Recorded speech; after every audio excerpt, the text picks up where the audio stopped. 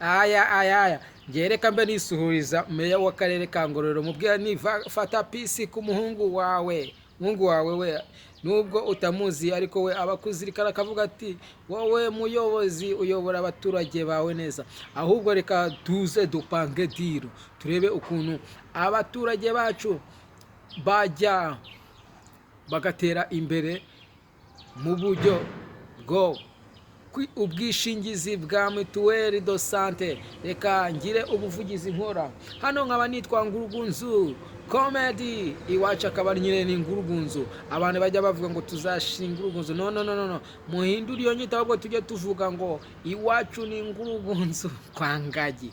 Abantu bose bize Ngurugunzu se cyangwa ahantu bita ku Gihamagariro cyangwa abantu bise kuri Eto Gatumba cyangwa se ku Muhororo, umuntu wese uzajya ubona iyi video ajya kora subscribe kuri Ngurugunzu TV. Reka noneho tugire ikintu nabisabira, nagira ngo basango buri muntu wese waba warize ahantu bita Ngurugunzu cyangwa se kuri Eto Gatumba, wese uzabona iyi video azakora subscribe kuri Ngurugunzu TV.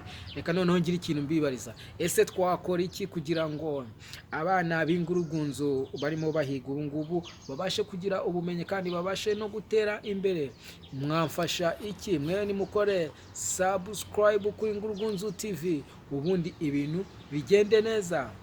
Reka dushyigikire na meya wacu w'akarere ka Ngororero kugira ngo abashe kugira imbaraga, abashe kubona ko hari abantu bamushyigikiye. Umuntu uzabona iyi video azambwira ati hari umuhungu wawe witwa Ngurugunzu, we yaremera avuga ati reka dufashe abaturage badafite ubushobozi bwo kuba babona mituweli kugira ngo dushyireho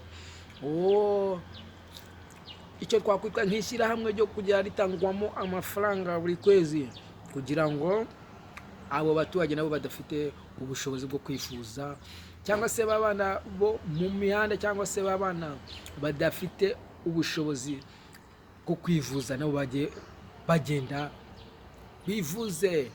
Reka tuzajya icyo tuvuga, njyewe shora kwa nagiye gutanga avuga ni 5,000 bya buri kwezi nabitanga kugira ngo abo bana bazajye babasha kugira gute kwivuza, ndetse n'abandi badafite ubushobozi bwo kwivuza.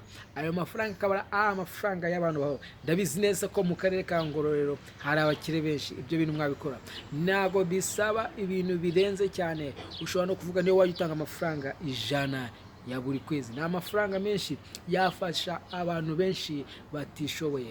Mureke tubikore kugira ngo natwe tuzabe intwari z'umubumbe cyangwa se umugabane wacu.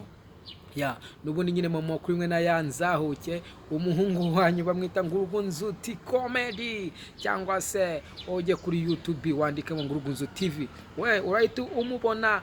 Bana kabisa abameze neza, yabana kabisa ni wa muntu wahondaguwe imihanda yose yaragiye iramwonka, isi yaramwonse ariko yarazutse aragaruka.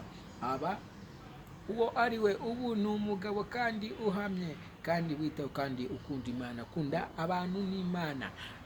Muri kumwe n'uri nyine na wa muhungu wanyu bamwita inzahuke Ngurugunzu TV cyangwa Ngurugunzu comedy.